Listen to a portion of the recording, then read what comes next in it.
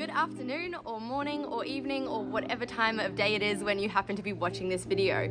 I have put together a bunch of my favorite exercises for you guys to use as either your warm-up before you do class so that you're getting as much as you can out of every class, or you can use it just to break up your day if you're feeling like you need a bit of a break from sitting at a desk or whatever it is you're up to and you just want to give your body a little bit of movement. This will be the perfect video for that.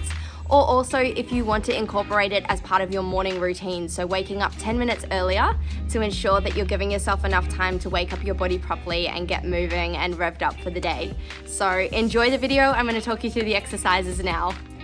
Okay, so the first exercise I'm going to take you through is what I call knee drops. So you're basically lying flat on your back. You're going to take your arms up to shoulder height and pop your palms on the floor so you've got a little bit of support.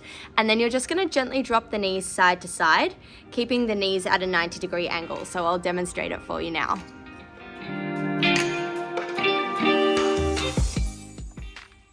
Okay, so keeping those knees at 90 degrees the whole time. Putting a little bit of pressure into the fingertips so you've got that support. And you want to make sure that you're trying to keep both shoulders pressed down into the floor so you can feel that rotation through the spine, opening up the chest, stretching out the shoulders and the glutes.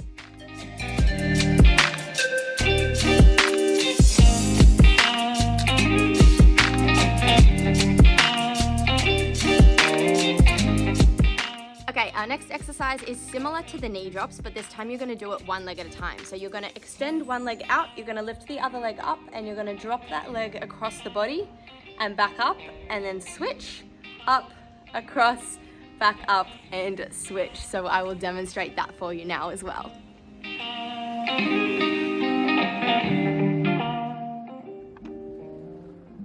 So with this one, we're trying to keep the knee as straight as we can. You may find that your hip mobility is slightly limited just depending on how tight you are. This exercise can be a little bit tough, so you're just going up as high as you can but not forcing. You may need to drop the leg a little bit lower in order to keep your knee straight, and that's fine. And again, just like before, pressing the shoulders down into the floor, and we're getting a little bit deeper into the glutes and the hips now.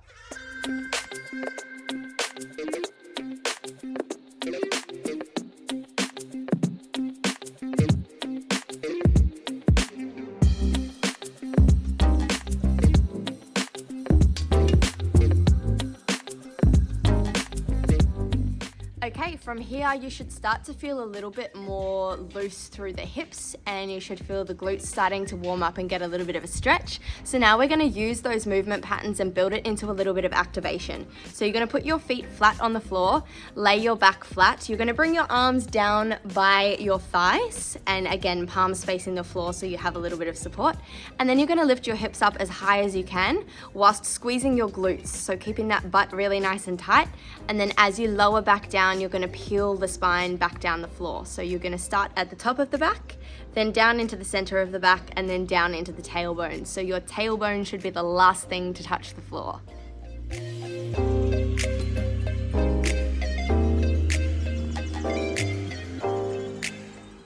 So before we even lift off the floor, you want to squeeze the glutes, really get those activated, and then you're going to drive the hips up from there. And then as you release back down, remember we're going top of the spine first, then the center of the spine, tailbone's the last thing to touch. So our glutes should be activated pretty much the whole time.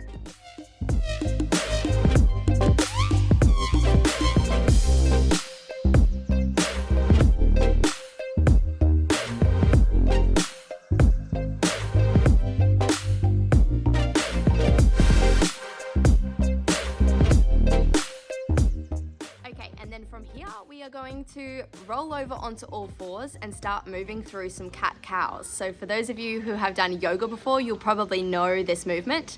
If you don't, just follow along with me, but basically you're trying to use every little vertebrae of your spine piece at a time. So it's a very slow, controlled movement, arching the back up one way and then moving from the tailbone first and arching up the other way, which is why it's called cat-cow.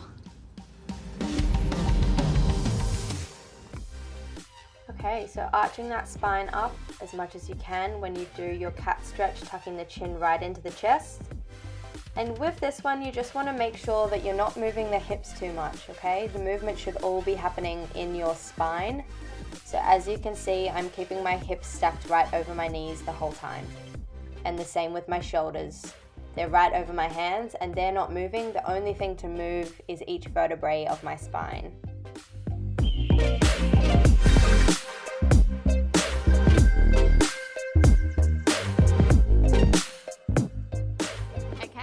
We are going to stay in all fours, but we're going to do a slightly more complicated movement to open up our shoulders and chest and get that upper back activating. So you're going to stay on all fours and you're going to place one arm through the other arm, and then you're going to lay that shoulder onto the floor and open up and twist open. So I'll show you how it's done in a second, but with this one you just want to make sure that the knees are about hip width apart, so that you've got a good base of support through the hips as well, because you are going to be twisting a little bit, and it can get a little bit awkward, so just make sure that your knees and hips are in the right position. So following along with me now.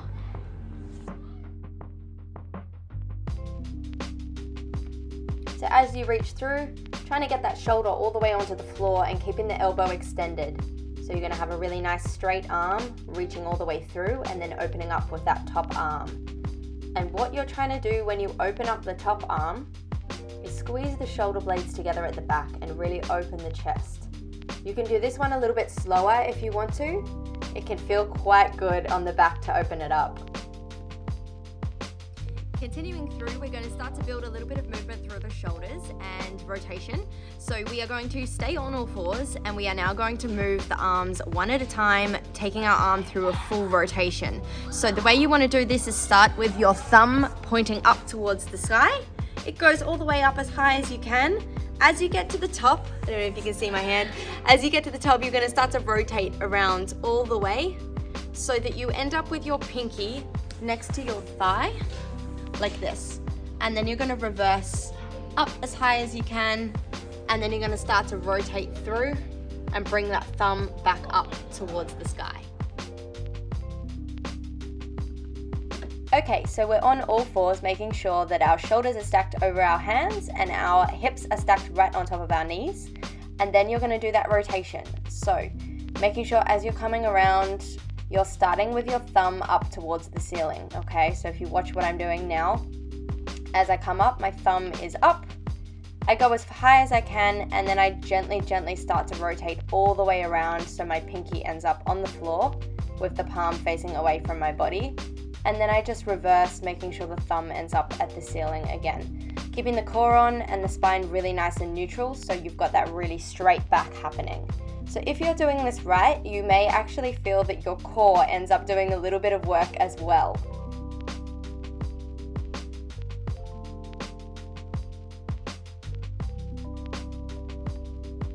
And with this one, we just want to really take our time. So not in a rush, you want to go as slow as you can, building that rotation through the shoulder. Okay, we're almost there now. I've got one more exercise for you.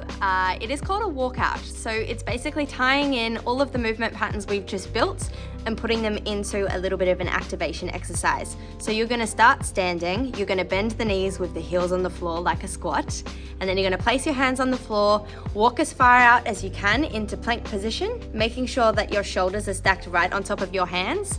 You're gonna hold for a second there, focusing on squeezing the core and the glutes. And then you're going to gently walk yourself back in, pressing the heels back down, bending the knees, and then returning to a standing position. So follow along with me now and I will take you through this last exercise. We're going to aim for 10 reps. Okay, so we've started with our feet flat on the floor. We've walked ourselves out into plank position and now gently walking back in, bending the knees, pressing the heels into the floor, and then repeat. So dropping into the heels, hands touch the floor, we walk all the way out, squeeze the glutes, squeeze the abs, and then slowly walking back in, pressing those heels back down into the floor, and then driving up into the glutes and squeezing your butt at the top.